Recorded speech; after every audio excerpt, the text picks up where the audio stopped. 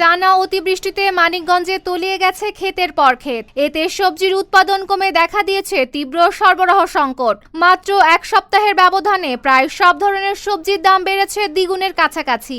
সবচেয়ে বিপাকে পড়েছে নিম্ন ও মধ্যবিত্ত ক্রেতারা।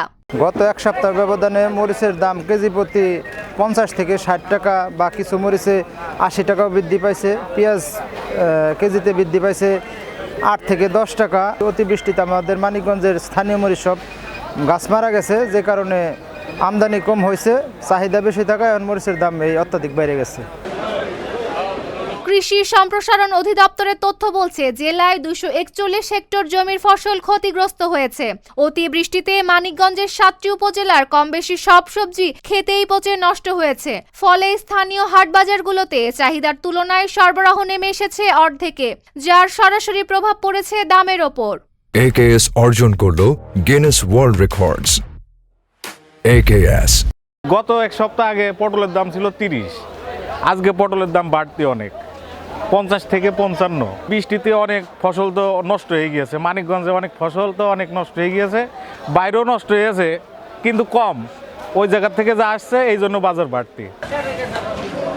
জাগির ও ভাটবাউর পাইকারি বাজারে এক সপ্তাহের ব্যবধানে প্রায় সব ধরনের সবজির দাম বেড়েছে। কাঁচা মরিচের কেজি 120 টাকা থেকে বেড়ে হয়েছে 200 টাকা, পটল 30 টাকা থেকে 55 টাকা, বেগুন 60 টাকা থেকে 90 টাকা, শসা 80 টাকা থেকে 140 টাকা এবং একটি লাউ 50 টাকা থেকে বেড়ে বিক্রি হচ্ছে 90 থেকে 100 টাকায়। পাইকারি বাজারের এই মূল্য বৃদ্ধির প্রভাব পড়েছে খুচরা বাজারেও।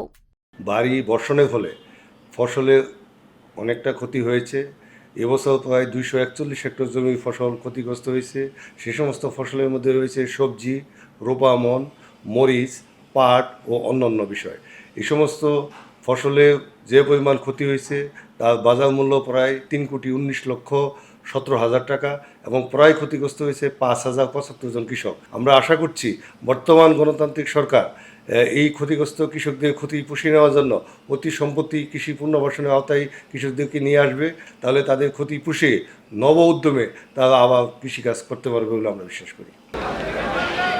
কৃষি বিভাগ বলছে, আবহাওয়া স্বাভাবিক হলে নতুন করে সবজির উৎপাদন বাড়লেই সরবরাহ সংকট কাটাতে শুরু করবে। তবে ততদিন পর্যন্ত বাজারে সবজির দামে স্বস্তি ফেরার সম্ভাবনা কম।